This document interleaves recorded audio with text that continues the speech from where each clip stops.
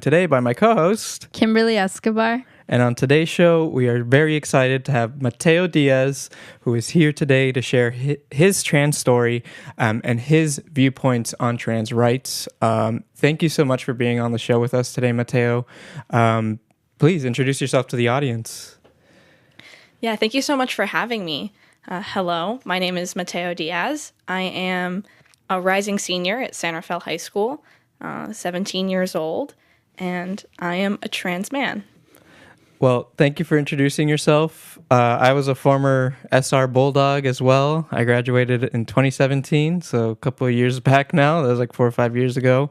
But awesome to hear that you're also an SR student. And we actually, so Kimberly and I, the way that we actually got to connect with Matteo for this show is we were at the what was the name of the official event? It was an event at SR where they had like a bunch of LGBTQ plus youth speak. Yes, it was the Trans and Non-Binary Stories event that the Link crew at SR put on, and they asked me to speak at that event. Yeah, so that event, Kimberly and I went, and Matteo gave an incredible speech. Like, you did such an awesome job. Thank you. We like Matteo so much that we wanted him on the show today with us, and we're so happy to have you. So before we move on to hear more about your story and your background, how are you doing today, Matteo? I'm doing well. Yeah, excited to be here. Thank you. And have you do you have any, like, you said you just got back from a vacation, right? Or from going somewhere? Where'd you go? Yes, I was in Lake Tahoe for 4th of July with my family. Ooh, fun. Have you been to Lake Tahoe, Kim? Yeah, I have, but not for the 4th. I probably should one day. Was it snowy over there? No, it was summer weather. Although it was colder than I was expecting. We had been planning to go to the beach, and then it was 65 degrees, and it wasn't quite swimming weather, so we went on a hike instead. Oh. Yeah, I've gone to Tahoe during the summer, and it's usually like warm, but in some areas it is like very, very cold. So I get where you're coming from. Yeah. Yeah. You guys launched fireworks? No, there was supposed to be fireworks, but I think it got canceled because of the wind. Ooh. They have to be careful with Yeah, that's true. I saw a lot of videos where people were doing fireworks, and a lot of places got lit up. Oh, wow. So Yeah. Well, no, people go really crazy with fireworks here in Marin. That's why the fire department's always like, don't light fireworks here, but still people don't listen to that. So, but all right. Well, thank you for sharing that, Matteo. I haven't been to Lake Tahoe. No, I was at Lake Tahoe last year. What am I talking about? I went more in the winter time though, because to be honest, I'm not really that familiar with the snow. I don't really go out to, like, I've never been to New York when it snows or anything like that. Right? Have you been to New York when it snows? Not when it snows, but I've been to Tahoe is basically when I see snow too. Yeah, because we don't get any snow here in Marin at all. But all right, Matteo. So yeah, so just talk to us more about how you got to where you are now, your story, where it all started, and go ahead. Yeah. So I came out as trans at the beginning of the last school year. So it's going to be almost a year now, end of July, and it was a complicated process. It wasn't, I woke up one day, and oh, I'm trans now. The way that I like to tell it is, when I was 3 years old, I told my parents that I was a boy. And I think, it wasn't like, oh, this is some big revelation necessarily at the moment. It was like, oh, just a tomboy or whatever. Mm-hmm. But, I knew from a very early age as a child that, society told me I was a girl, and girls liked certain things, and girls were supposed to do certain things, and I knew that I didn't quite fit into those boxes. I liked Spider-Man, and I wanted to wear boy clothes, and at the time that just meant like pants and t-shirts, which, those aren't necessarily masculine clothing, but I didn't want to wear dresses. And I knew that I liked things that were supposed to be stereotypically masculine, and I could just tell that, society had clear boxes in regards to gender, and I didn't fit into them. And I think that can be an experience that a lot of us have, trans or not, because I think we have such strong gender roles in society that most people don't fit perfectly either way. But, a lot of people will kind of say, oh, being trans is like a big phase these days. So many kids are just pretending or they want attention. And, it's really like, all of us have a very strong perception of our gender from an early age. And we know because society makes it clear. Pink is for girls, blue is for boys. You ask a kid and they'll tell you that. You know, so they're aware of it. And that means that when we don't fit those boxes, it's also very easy to be aware of that. So, you know, I think there can be an idea that, like, you know, kids are too young to know. And it's like, we're really not, because there are so many cis kids who know, like, I am a girl and I like to wear dresses, or I am a boy and I like to, you know, do these things that are considered stereotypically masculine. And no one, you know, second guesses that or says, oh, you can't know that yet. But yeah, you know, I grew up a pretty masculine child. Yeah, I liked Spider-Man. I dressed up as Mr. Incredible one year for Halloween. I like to wear pants and shirts. You know, I cut my hair short in 4th grade, like just to the shoulder, and I was so excited. And I remember being like, I want it to go shorter, like I want short hair. And my mom was like, you know, let's go slow. Like, you don't want to get too short hair. You'll look like a boy and you'll be upset. And I was like, I can't see why that would be a problem. Right. You know, and you'd like make avatars for video games, and mine were always very masculine. And like, yeah. I had a lot of guy friends. My best friend in 5th grade was a guy, and like he wore polo shirts, and I was like, oh my God, this is the greatest I thing didn't I've wear ever polo seen. shirts Polo too, yeah. I loved it, and I was like, I went out and bought polo shirts. I wore one every day of the week. And I was lucky to have a family that was very accepting of just letting me explore my gender and letting me do what I want. And, you know, I didn't know that it meant anything other than just, I like masculine things, but my family was like, that's great. You can be whoever you want. You can explore whatever you want. And I think even if I hadn't been trans, like, having that environment is really great, and having an environment where you're allowed to do what you want regardless, and where stereotypes aren't enforced so strictly was really nice. And I think having that was a key part in just growing up healthy and growing up happy. So I'm grateful for parents who were cool with me exploring my gender. And when I said I'm a boy at age 3, they didn't freak out, you know, and they were just like, cool, wear what you want. My mom went and bought me a little vest, and that's what I wore to Easter that year, and, you know, things like that.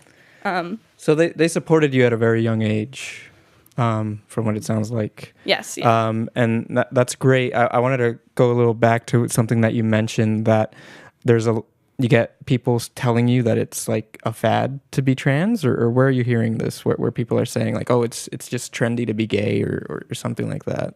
I think it's a common kind of message that just like the media in general, and, you know, when people are, you know, even there's a lot of legislation that's coming out that is making it challenging for young kids to transition. And there's kind of this message of fear and, you know, your kids don't know well enough, or they're going to do something irreversible to their body, or, you know, like, kids don't know who they are and it's just a trend. And I think with social media, it's easy for people to point like, oh, look, they're getting it from the internet. They're being indoctrinated, like, to kind of invalidate trans people and their experiences and their stories, and try and, you know, fight trans identity and take away trans rights. Yeah. Yeah. And I think it's also because now in today's, like, you know, with social media being so big now among especially younger people, it's so easy to spread out more information for youth who are scared of coming out. And I think that creates this like dynamic between like, oh, people that are anti-gay can now use social media to say all these terrible things, but it's also a platform for also people who are trying to come out, because we see it all the time. I mean, we use social media all the time, and I see on there all the time about like hate crimes against the gay community, but also some pieces about like, oh, my coming out story, and then like that's really cool. So it's just, social media is toxic in general, but you know, I think it's just the fact that social media makes it so easy to just get this information out there. It makes a lot more youth come out, because being gay isn't like a choice, like a trendy choice or something. Like, if someone genuinely, if that's what they identify as, if that's who they are, then that's who they are. You know, we're not gonna argue that in any way. It's part of their own humanity. Like, they're born that way. And yeah, I just wanted to track back to that, because I think that's very interesting. Kim, did you have anything you wanted to say? Yeah, I wanted to go back to when you said you came out about a year ago, and I wanted to know what was the experience like. Like, did you just choose to, or did like your family like talk to you about it? Like, I just want to know what was the process. Yeah, definitely. So, you know, I mentioned I knew that I was a masculine child growing up, but, you know, I just thought that I was, a tomboy, or later I was like a big feminist, and I still am a big feminist. And I was like, oh, I don't want to shave my legs because women's rights, and not because I was having issues with my own femininity. Right. But and I came out as gay first in middle school, and I was out as gay for like 2 years, and I had a girlfriend for a while, and all of that. And so that was, I think, a big stepping stone in the sense that I was like, oh, I'm really masculine, but like there's lots of queer masculine women out there. Like this is a place where I can fit. And it was like, that was really important for me and very affirming for me. But then I also eventually would realize that like, oh, this isn't quite right. Like I'm not just a masculine woman, I'm a man. But I think the really big turning point for me was COVID. And because, before then and in middle school, I had a twin sister growing up, and so a lot of what I did socially, I would kind of follow in her footsteps. And then you get to middle school, and all of a sudden, all your friends are wearing leggings, and all your friends are, shaving their legs or doing whatever, and wearing crop tops, and like this is what's feminine. And middle school, you're already so nervous, and you're like, I just want to fit in with everyone else. So you just kind of go along with what everyone's doing. And so I think I did a lot. Socially, I would kind of just follow in the footsteps of like my female peers and my sister and what everyone else around me was doing. And I just kind of did it because that's what I was expected to do and because I didn't want to stick out too much or feel weird or feel unaccepted. But then you get to COVID, and all of a sudden pandemic hits and we're locked at home. Right. And like now when I get up in the morning, I don't have to think, oh, I need to put something on that looks cool at school. People are going to see what I wear. It's just like I'm hanging out. I'm sitting in my pajamas. If I do get dressed, it's literally only because I want to and I feel like it. Yeah. And not because anyone expects anything of me. And I think being away suddenly from all the like pressures and expectations of society gave me a chance to think about what I really want. It's like no longer was I getting up in the morning and, having to go out every day and perform my gender for other people. I was just doing what made me happy. And then I was like, what does make me happy? And that's when I got to kind of play with my expression and realize, oh, I really do like to dress more masculinely and do things more masculinely. And you mentioned social media, and I think that was another huge part, is getting online and just getting to read about the experiences of other trans people. Because I definitely had a very, I knew what a trans person was, but the idea that I had kind of been given and that I knew about was, oh, right away from a very early age, and you're just like, I hate my body, and it's very clear that I want to be the other gender, and you have to, not only be the other gender, but be, very fit into a stereotype. I thought to be a trans man, you would have to be very stereotypically masculine. And so for a while, I don't think I ever assumed that I would be trans because I was like, well, I don't totally hate my body. I don't want to be, a stereotypical man. I don't want to be toxically masculine, all of these things.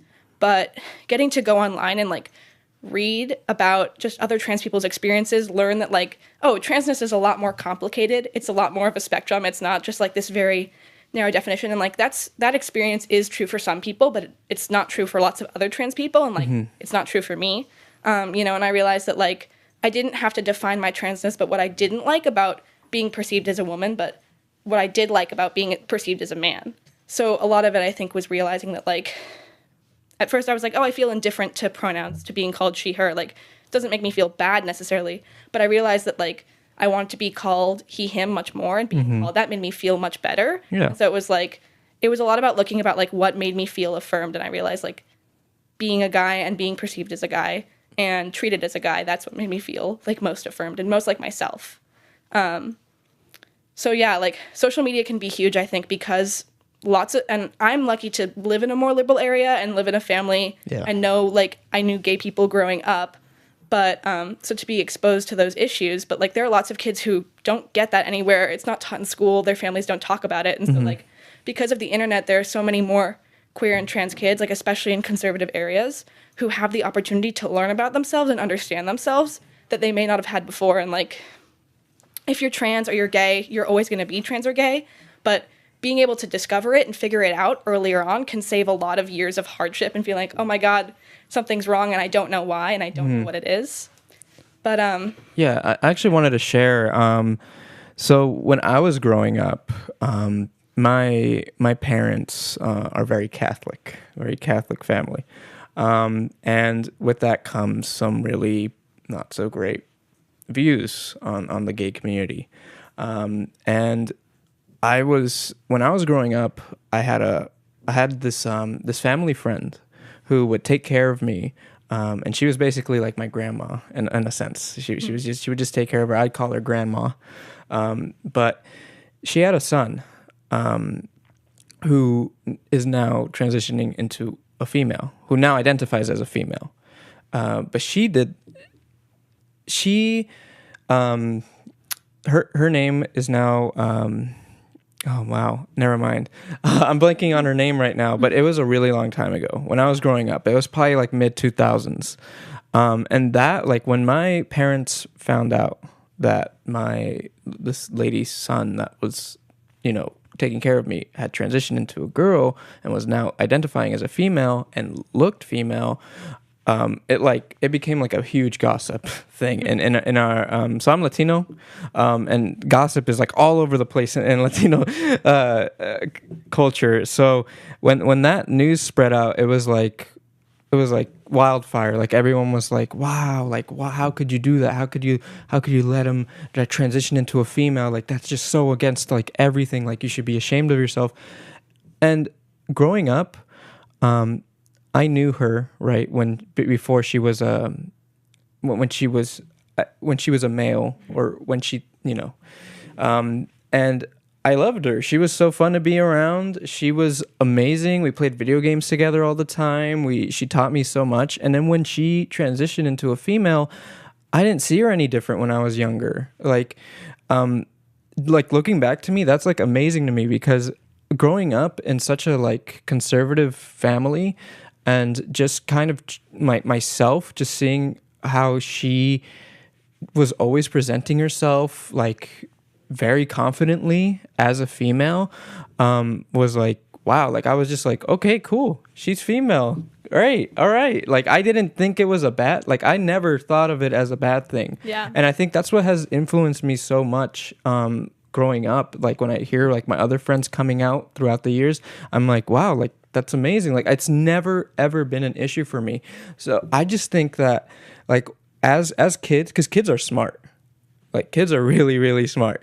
And it's just like when parents force certain ideals and views onto that child, they grow up and they turn in like it's harder for them to kind of get out of that mindset, if that makes sense, right? Like that, that we shouldn't be supporting gay people. But I don't know. For me, that experience of just seeing my not grandma's son transition, and just seeing them do all the surgeries to themselves and all that, like I was just like, wow, that's incredible. Like I was really eye-opening to me. So sorry, I just wanted to share that just because it just came up to me. I haven't talked to them in so long, but that really resonated with me, and I think like a lot of I don't know, I just respect her so much, because she came out during a time when I feel like there was no talk about gay rights at all. Like it wasn't like as like easily talked about now, I have a similar experience with my family. I'm not sure if he's like my cousin, but I call him my cousin. That's the thing about Latino families, is that we always have like these really close family friends, like cousins. And they're like our cousins or their uncles. Like we never know, but I'm not 100% sure, but like he's always been gay. He's not trans, but he's always been gay. And I remember when I was younger, he came out as gay, and then he was the talk around like our entire family. Mm-hmm. And we would always go over to his house, but for like my mom, she doesn't look at it any different, and she so sees him as like him and supports him, and like she always like hypes him up on Facebook and stuff. But seeing him, he has like a very feminine side, and he like puts on makeup and all that stuff, and seeing that, I'm like, he's so beautiful. Like if you see him, he looks like a girl, but he doesn't identify as a woman, which is he's just very feminine. Yeah, he's very in touch with his feminine side. Yeah, and I honestly love seeing that. My mom always like shows me his Facebook, because I don't have Facebook, but she always like shows me his profile. And I just wanted to say it was like similar, because like although my mom was like accepting of him, a lot of like my mom's like sisters weren't like, they're all like, that's kind of like, a lot of them are more Christian side and they're a little more stricter. Yeah. And they were like more like, that's like weird and like that's not normal, and like saying all this bad stuff about him. And a lot of them, I think at one point, like would never go over to his house or wouldn't speak to him at all, and like would say like, oh, he's a disgrace to their family. And growing up, I didn't really think much of it because I wasn't really like 100% like sure what was going on, because when I was younger I also just didn't know about like what gay is and all that stuff. Right. That me neither. Like when I was growing up, I was just taught that, oh, if you're a guy and you like another guy, that's wrong. Yeah, and I'm just yeah, like, same. Like what? How? Like that never really resonated with me. And I agree. Like I didn't know what gay was at a young age. Did you understand like looking back, did you understand? Because I know that, you had these thoughts at a really young age. Like you already knew you were a male when you were 3 years old, correct? If I remember correctly. Yeah, I had told my family, oh, I'm a boy. And then I had like a 6-month phase where I was like, oh, I'm a boy. And I don't think I really understood the complexity of what that meant. Like I didn't know that I was trans yet, but like I knew that, I didn't fit into totally the box of being a girl, and I didn't really have like the words or the way to explain myself and that experience. But I knew it like inside, and even if I didn't have a way to like tell that to other people, I definitely was aware of it. But I know it, I kind of, not a similar experience, but kind of a similar experience to what you all are describing. I think like when you grow up in a culture that doesn't really, or when you grow up around, like messages that, oh, being gay is bad or trans is bad or whatnot. Like my dad, he's from Venezuela, and so he grew up in a culture that was a little bit homophobic, and like that wasn't really talked about or accepted. But I'm lucky that like later in his life, as he moved out of the country and like had more experiences and just learned more, he had the opportunity to learn more about like the queer community and learn like, oh, it's not a bad thing to be gay. So that by the time that I was born, like I had parents who were very accepting. That's awesome. That's so cool. Wow. Yeah. And I have a few again, not relatives, but like close family friends, Tias, Tios, who are queer, and like I grew up around. So I knew gay people because I grew up around gay people. But even then, like I still didn't totally understand that like being gay or being trans or any of that was a thing that could apply to me until like 5th, 6th grade. Like, so I think it's challenging because even when we talk about it, like because it's generally as a society, and it's more nowadays, I think, than it used to be. But like even in school, we don't really have any education around it for young kids. And so it takes a while, I think, for people to understand like, oh, this isn't just a thing that exists, but like a thing that could even apply to me, or like something that's okay. And like I was saying earlier, like trans people, gay people have always existed, but if you don't have the words to describe yourself, or you don't know, like if you've never met another trans person or heard about it, it's hard to know that that's who you are. But then once you like are exposed to it, whether that's online or you meet someone trans or whatnot, then all of a sudden it's like, oh wait, like I really relate to this experience and all of that. Yeah, that's why I think it's so important to teach these things at a young age, because there are probably a lot of other young children out there who are feeling like having identity issues, or having an issue with knowing who they are. Like they might already think they're male, or like they know they're male, like they already know that they are male, but they just, like you said, they don't have the education, they don't have the resources for them at such a young age to like help them guide themselves through that. So they have to kind of grow up like just kind of through social media or through other outlets, right?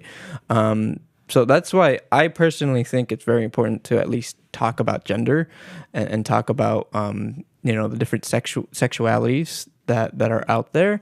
Because for me, like I've always heard the argument that like, oh well, we shouldn't be teaching children like about sex at such a young age, but it's not sex, it's sexuality, as in like you like knowing who you are, right? And if you teach them at a young age, then they're going to have a much smoother transition as they grow up, instead of having to go through some pretty traumatizing stuff. Because I know some of my friends who also are trans have come out and told me so many things that they wish they knew when they were younger, that if they had been taught that, they probably wouldn't have gone through some traumatizing events in their life, otherwise. So yeah, I think it's very important to teach children at least gender terms and pronouns and stuff like that. Yeah, totally. And the thing is, like, also there's this idea, oh, it's too mature, you're teaching kids these like adult ideas. And the reality is that like gender and sexuality education for little kids looks like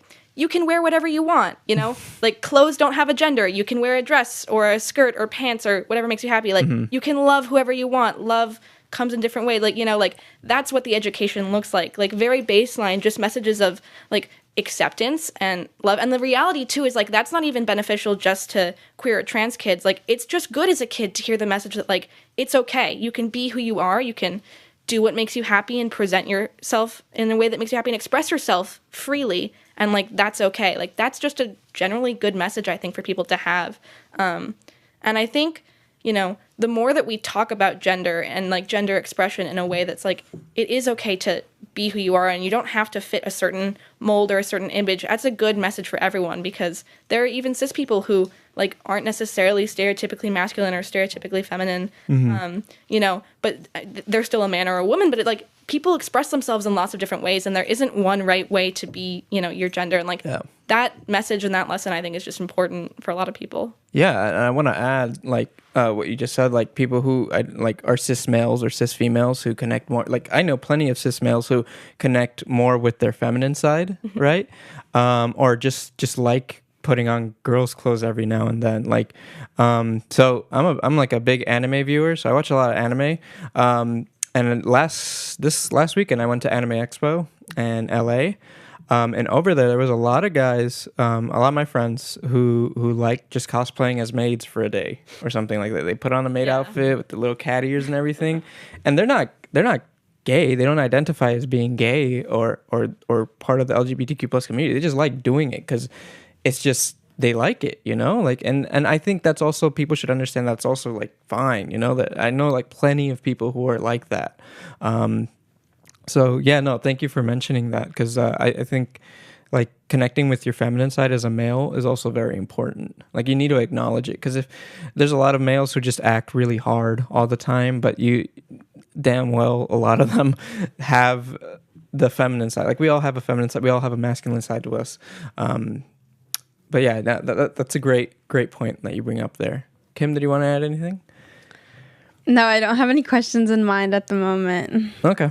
Totally, though, because I feel like even when I was coming out, I was like, oh, but like sometimes I still like to paint my nails. Like I don't hate that. I mean, I don't wear nail polish all the time, but like there's still feminine things that I like, you know. And I knew that I was never going to be the like alpha male, like, you know, very masculine or like into things that are stereotypically masculine. Not that being into those things are bad, but like I knew that like I still liked some feminine things. So I was like, for a while, I think it was just like, oh, like I couldn't be trans because I don't, you know, hate all of these things. And it's like, I can be a guy and still be feminine sometimes. I can paint my nails, you know, every once in a while. Yeah. Or, you know, wear a bracelet. Like that's, you know, that doesn't have to be an inherently feminine thing. And, you know, because cis guys can do that too. And if a cis guy paints his nails or has an earring, like people usually don't say, oh, you're not a man anymore, right? Yeah. I mean, people are like, oh yeah, you're a dude, but you're just expressing yourself more femininely. So I think it can be hard sometimes as a trans person, especially someone who doesn't, you know, totally fit like super masculine or super feminine, like when you want to express like as a trans man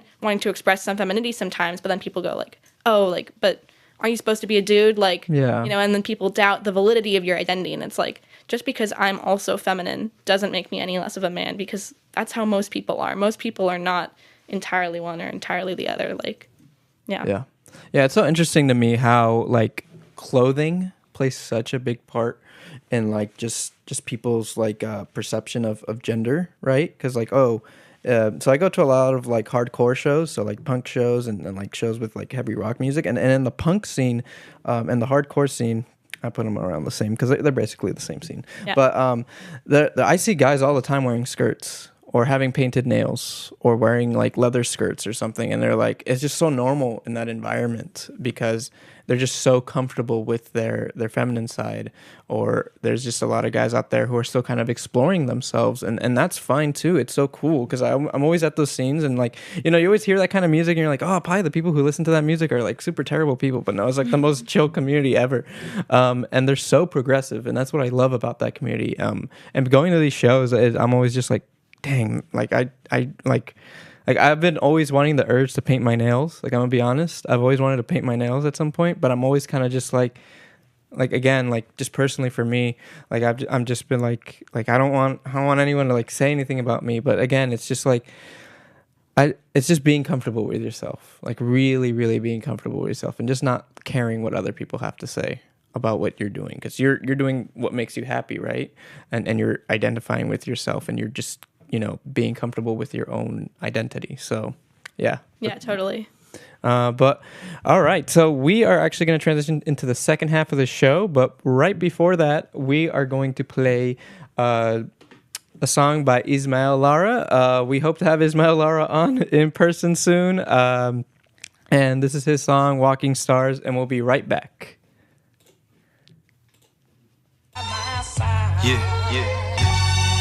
In the whip, thinking of your smile and your perfect laugh. I know you're still alive, cause I feel presence. See next to me with you by my side. I'm indestructible, more powerful. I'm gonna make you proud. Saying I don't wanna one south.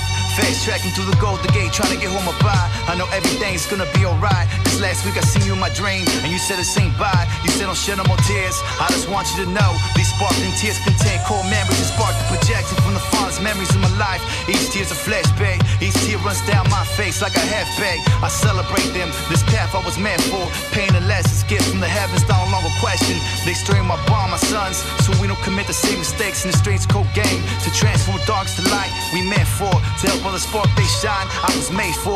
I am king, gradual unconditional love is what evolved my wings. This is how I flew out of eternal purgatory. Changing my paths to aviate your fly patterns. Move through the cosmos like the Green Lantern. With you by my side, I'm afraid to fly. With you by my side, I feel the urgency to truly live life. With you by my side, I understand we don't ever really die. We walking stars destined to rise. We rise.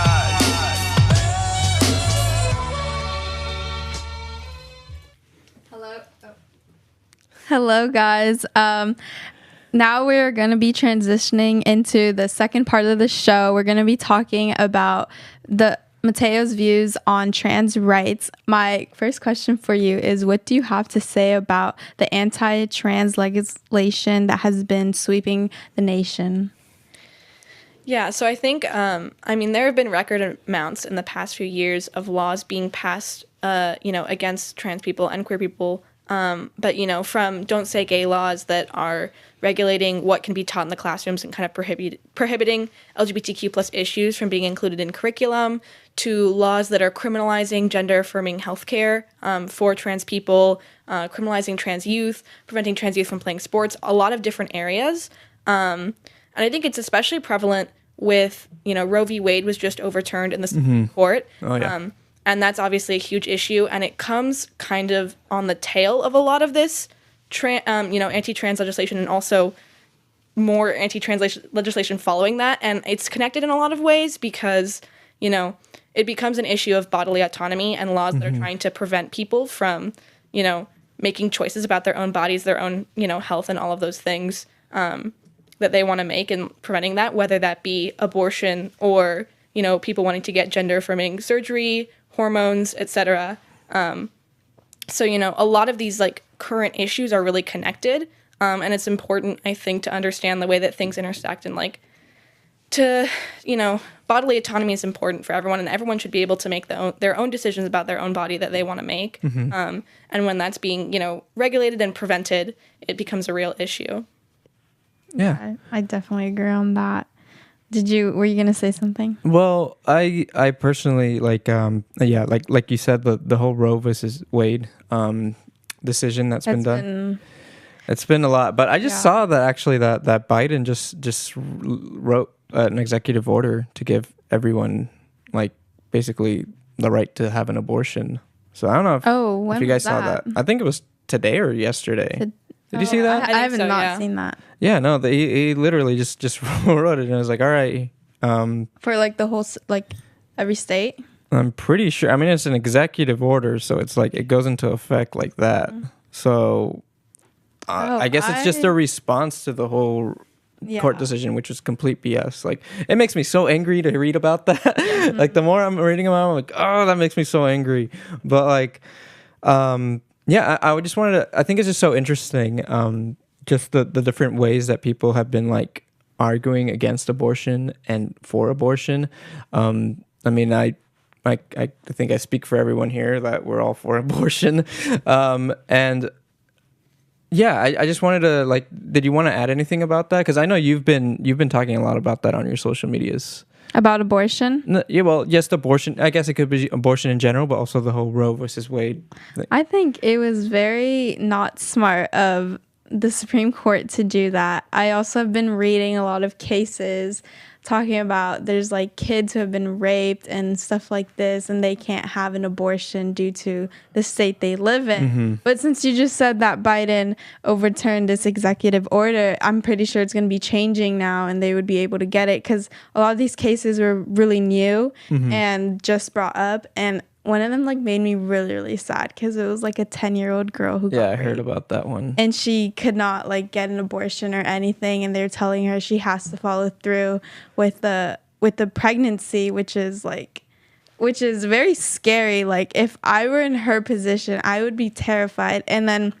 there's also the risk with her even losing her life due to having to push out a baby, because like even for an adult, it hurts them a lot. So then I can't imagine that for a 10-year-old. I cannot imagine that. I've heard that the youngest person to have a pregnancy was a 5-year-old girl. How though? See, that's the thing. It wasn't in the U.S. though. It was like in another country. How does it get to that point? Like, who allows? Like, it's man. It makes me angry. But yeah. Me too. Yeah. Okay, so, going back to what we're talking about with healthcare, as you mentioned, where can people get access to gender-affirming healthcare, if you know of? Yeah, so it really depends on, the area that you're in, and there are places where it's a lot harder, and it depends, on your insurance, and like lots of some insurances do cover it, which is really great, and like some don't. But it's even like hormones and surgery, like there are some places where you have to get a letter that basically says like, oh, this person needs, gender affirming healthcare. Like this person really is trans basically. So you have to go through another, professional and get someone to basically approve you and say, yeah, you're trans enough to go get this healthcare. Interesting. What? That's kind of... It becomes a problem. Yeah. I was going to say you have to...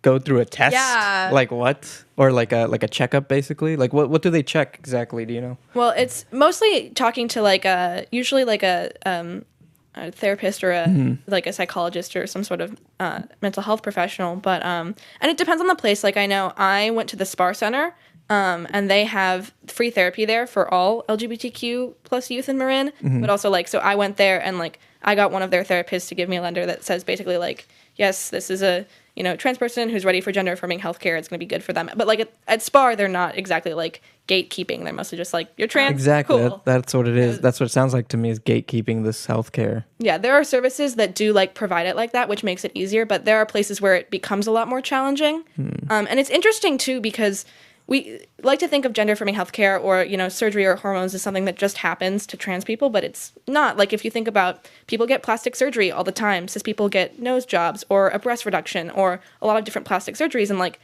those kinds of things people do because it's making them feel better about their bodies or from their gender or whatnot. And society sees that as something that's okay and cool. And of course someone can make a decision about if they want to get a surgery like that. But then all of a sudden, if it's that, but to affirm your gender as a trans person, then it's bad, and we have to regulate it.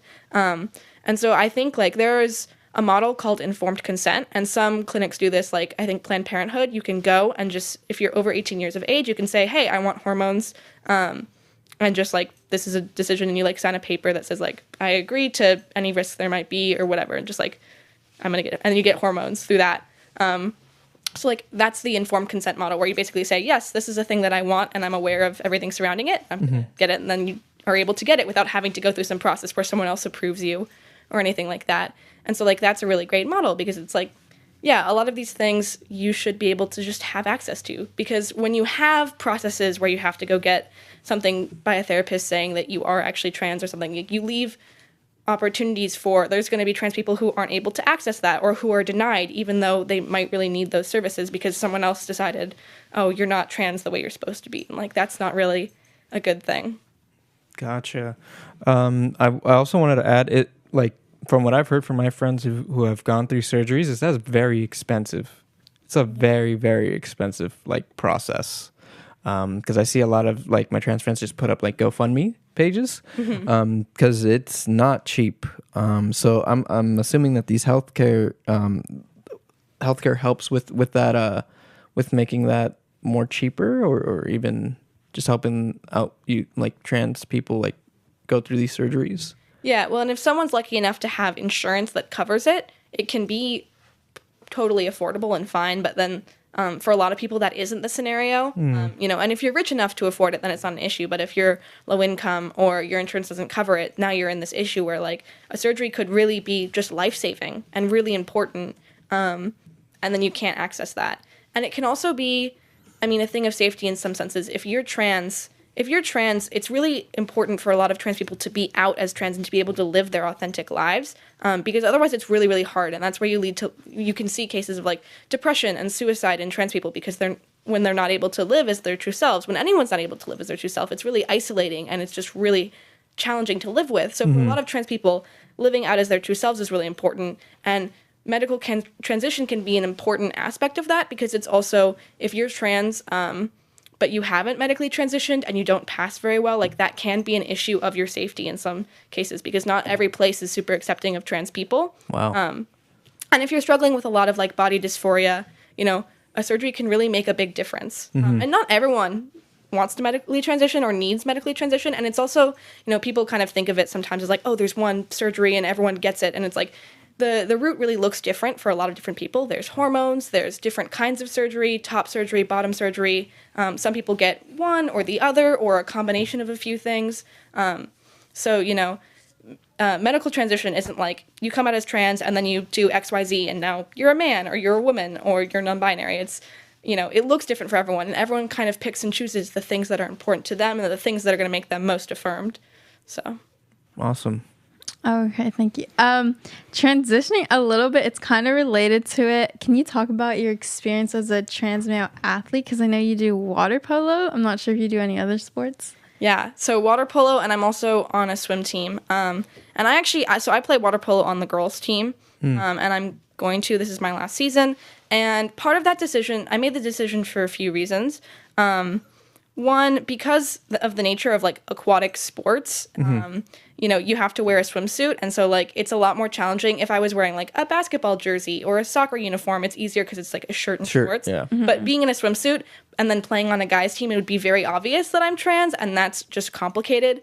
And I was very close to a lot of people on my team, and I wanted to finish out, you know, my last season with, you know, my team, since I've been playing on the team for many years now.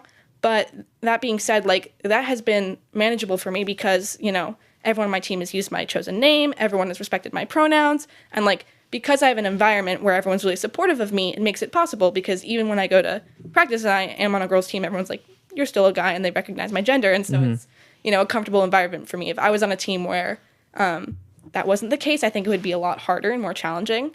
But yeah, that being said, there's also a lot of, you know, obstacles in the way to being a trans person and playing sports as your own gender. Especially for trans women, that's the challenge, where a lot of people go, oh, you know, biological male, and there's a lot of regulations and restrictions, and people say trans women shouldn't be able to play sports. And it's a complicated issue, but I think there's a few key points. In that at the youth level, you know, my question is, does it really matter if a trans girl who's 12 wants to go play on her local soccer team, you know, with the other girls? Like, is it going to make a big difference if she's there? Yeah. Right? And I think it's just really important to, like, let kids do the things that are going to make them happy. And, like, trans people deserve to be able to play sports, too. Sports is a great extracurricular environment. You can learn a lot of things from athletics. And, like, everyone should be able to have that opportunity and, like, be safe and affirmed while doing it. But then also at the, you know, more professional level, there's this idea that, oh, trans women are going to dominate sports, or men are going to dress up as women and try to, you know, compete. And, like, to that I say a few things. There's a bunch of restrictions around, I mean, I think, like, the Olympics, like, committee at, like, the Olympic level, which is, like, basically one of the highest levels, like, they've passed a lot of laws and restrictions around, like, if you are a trans person competing in sports, specifically a trans woman, like, how long you have to have been on hormones and all of that, and your hormones have to be at a certain level. So, like, it's not like there's people who are just, like, you know, who have just recently transitioned or haven't medically transitioned playing sports. Like, trans women have to go through a lot. and they have like the same, not the like same range hormone levels as cis women on all of that. Secondly, like trans women have never dominated professional sports at any level. Like even when there are trans women in sports, there's not like trans women getting a million gazillion gold medals and like beating everyone. You know, they're just playing like every other female athlete. Right. And, you know, there's this idea, oh, they're like biological men, they have an advantage. And it's like biological diversity exists in athletics already. You look at Michael Phelps and he has like all these like biological advantages in the way his body produces lactic acid that like gives him an advantage, and he does really well and he gets all these gold medals and everyone goes, oh my God, what an incredible dude. But a trans woman shows up, or a cis woman who has higher levels of testosterone, and everyone's like, oh, this is unfair. So there's a lot of issues surrounding that. But it can be frustrating, I think, as a trans person in sports, just because like when I see a lot of the things happening at the higher levels and trans people being restricted, it's sad to me, because I think it's trans people belong in all parts of society and they belong in athletics. And so it's frustrating that they're being regulated, especially when trans people are not posing a threat to athletics. They're threatening athletics, they're threatening women's sports, and like that's not really the case. It's regulation that's hurting. And like when people regulate hormone levels, that hurts cis women who might have higher levels of testosterone. Like that can prevent them from playing in athletics. And it's usually like women of color too. So it's like these regulations, they're not protecting women, they're hurting them. And trans women are women, and they deserve to play sports and be, you know, protected and involved just as much as anyone else. Yeah. So you went to the California Boys State program, correct? Yes. Can you speak a little bit about what that is and your experience in that program?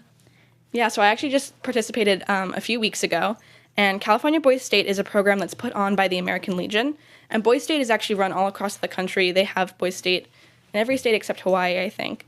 But the idea is they take rising seniors, so people after their junior year in the summer, teenage guys from all across the state, and put them together for a week, and it's like a mock government program. So you're learning about government. It's based off the state of California's government. You have cities, counties, and then the whole state, and you run for city office, county office, state offices. There's elections. People hold offices, pass laws. There's courts. Wow, that's so cool. Program. Yeah, it was very interesting to be able to participate in, and a very exciting opportunity. But I was the first openly trans guy to participate. Wow, that's amazing. Wow, look at that. In the whole country? There have been in other states, but in the state of California. Oh. Yeah. Oh, wow. How was the process with that? So you get nominated by like your school, and then your local American Legion post chooses a few people to send. So I was like nominated by my history teacher, and my Legion post sent me.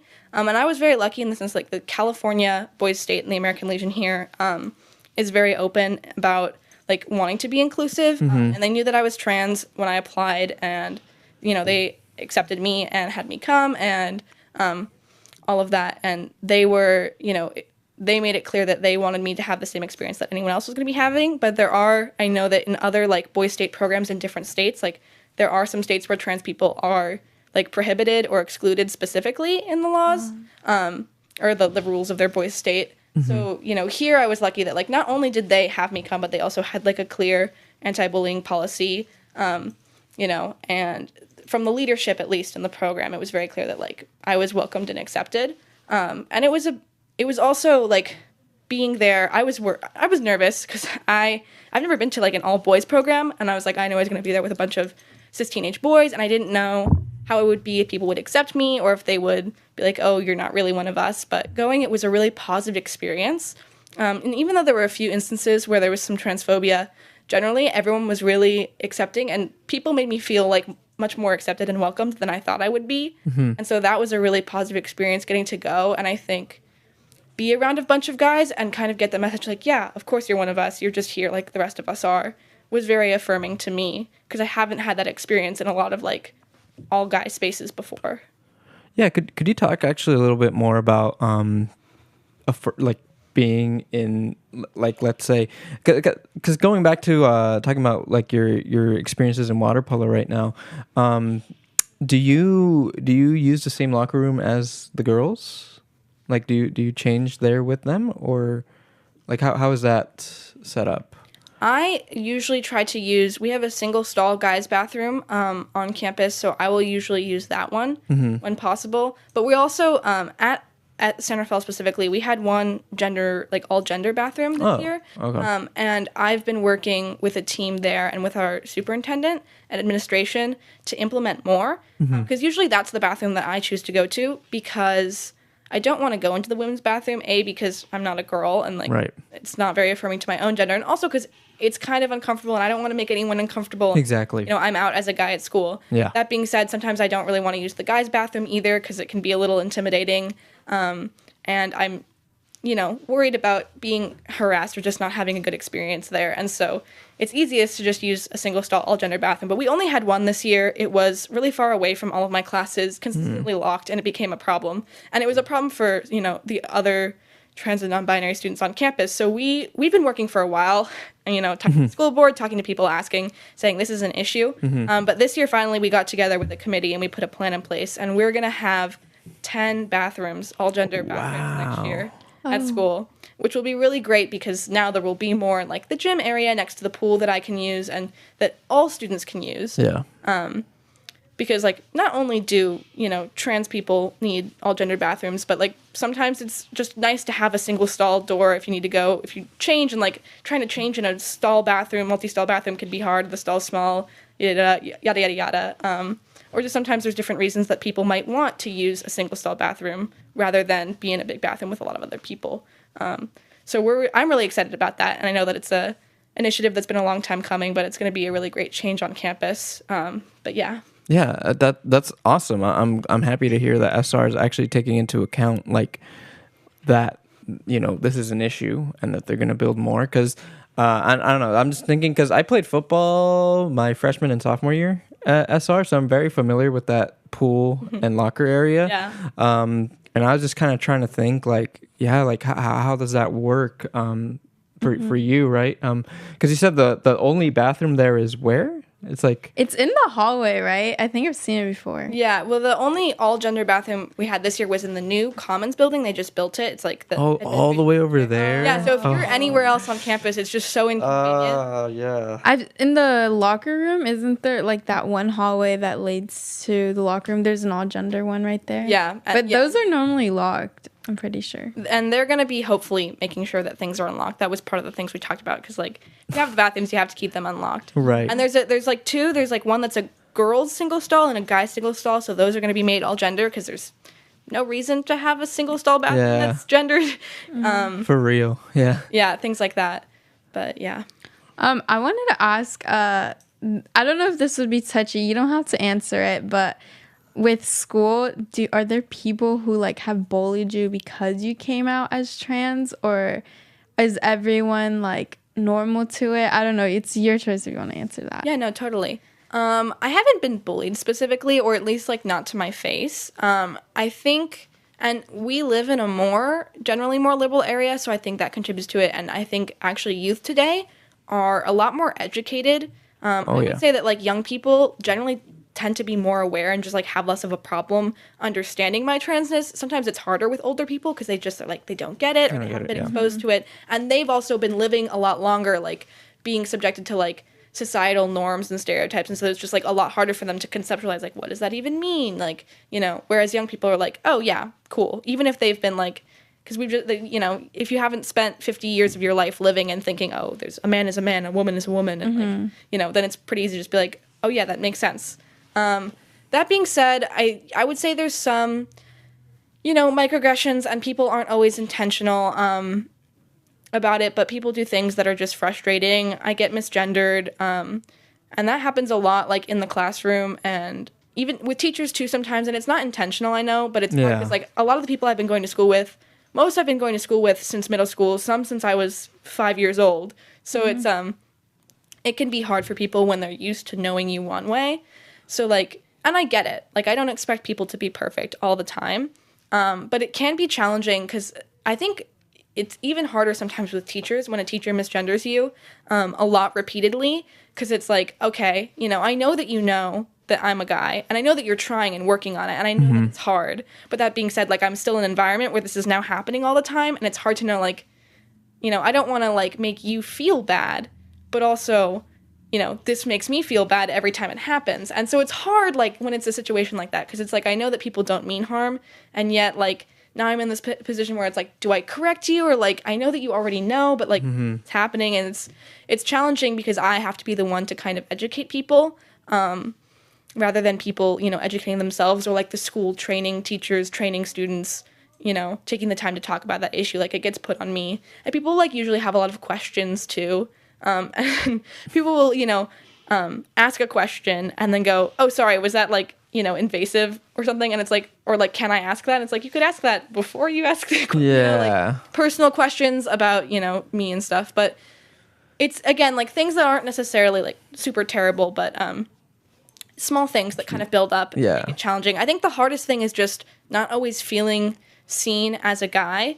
And it's interesting. I went to Boys State, and, like, being there in a space that was all guys almost felt more affirming than, like, spaces where there's girls and guys, because it was just like, oh, like, everyone here's a dude. You're here, you're a dude. Like, I didn't feel so different. Whereas, like, sometimes when I'm in a space with girls and guys, it can be hard because I don't feel, I know I'm not a girl and I don't fit in with them, but I don't feel quite like I fit in with the guys, and it can be easier to feel more in between. And it's challenging. I have a lot of my friends are girls. So it's challenging sometimes, because sometimes I'm with a lot of my friends, and, like, a lot of the people there are girls, and it's like, oh, the girls and Teo, and it's like, I can relate to lots of experiences that they have. Yeah. I grew up with a lot of these people. But so it's hard because it's like, it's easy for me to fall into, like, oh yeah, of course I'm just one of you. But I also want to be seen as, like, I am a guy, I want you to treat me the way that you treat your other guy friends. Right. Like, I want to be recognized. So it's like, it's not like people intentionally do it. It's just, like, a challenging thing. And I don't know that I have the answer. It's a hard thing sometimes. But yeah. Wow. Well, thank you so much for sharing that. I think a lot of people part of the LGBTQ plus community, especially when they identify as a different gender, go through those issues as well. I hear it all the time, like, oh, I get misgendered all the time. Like, if I get misgendered one more time, I'm gonna snap. Like, I don't, like, I get it. And I also understand that a lot of people are just, it's new to them, because they're also, that's the big thing also, is getting educated, and understanding it. And there's a lot of people that genuinely haven't been educated, and there's, that's why I asked that, because I knew someone who she's in a phase where she's not really, like, she's not not sure where they're at, and then I knew people who were bullying them, and that's why I asked that if you had, like, a similar experience, because I know for them it was, like, pretty hard, and they stopped coming to school and all that stuff. So that's why I wanted to ask that, because I know a lot of people go through that type of stuff. So yeah, I think I've been lucky too that, like, a lot of my friends, I mean, already were queer, and I was friends with trans people before, but a lot of my friends are all very, I think, already aware of a lot of the issues, and so they've been very accepting. But it's definitely, like, it's out there. And so at school I haven't had direct experiences. I have had some, like, experiences with transphobia before, and people have said some things. But it's a challenge. And it's a challenge because it's like, even I, like, mess up my own pronouns sometimes. But I think the hardest thing is because, especially the longer that I've been out now, like, I really am at a point where I'm very comfortable in how I view myself. Yeah. I feel very, like, I do feel a lot like a guy, and, like, more and more I look in the mirror and I'm like, this is a guy, like, I'm a guy. And so, like, I'm very sure of that. But then when, like, someone says, calls me she or her, it's a challenge, because it's like, now that what's at odds is not necessarily that, like, it's how I see myself and how the world sees me. So, like, I know who I am, and I'm, secure in my identity and confident in myself, and, like, I have dysphoria sometimes, but I'm pretty happy with the way that I look. That's not an issue. But then when people look at me and they don't see me the way I see myself, like, that's hard, because I know that, like, when someone calls me she, like, even if it's not intentional, subconsciously they're not seeing me the way I'd like to be seen. Right. And so it's like, it's not an individual person's fault, but it's just like, then you have to sit with that, and you're like, oh, that kind of sucks. Yeah, and unfortunately we're running out of time, but I agree with everything that you've been saying, and just acknowledging that I feel like in the future, as this new generation, or as this old generation kind of dies off and has all of these, like, really, really outdated views on the gay community, this conversation will be a lot more like just normal, like it'll be a lot more like present in schoolrooms. People will just get more educated on this. And thank you again, Matteo, for being on the show with us today. You're amazing. Thank you for sharing and for being so open with us. And I hope that this inspires other youth who are also having identity issues or just struggling with getting through their day-to-day life as wanting to identify as a different gender, that this helps them get to that position in their life. But that's all we got for today. Thank you all for watching, and we'll catch you all in the next episode next week. Thank you all. Bye. Have a great weekend. Thank you so much for having me. Bye-bye.